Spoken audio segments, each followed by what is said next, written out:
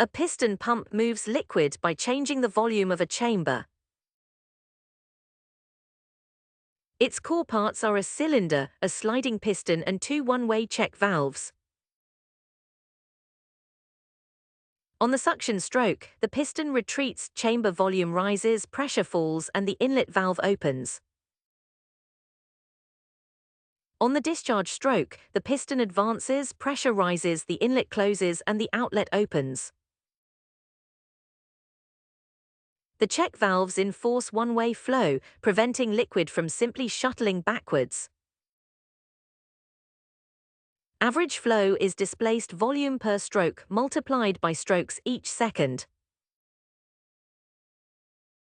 Real pumps lose performance through leakage, valve restrictions, friction, trapped gas, and possible cavitation. Changing chamber volume switches the valves and drives one-way flow.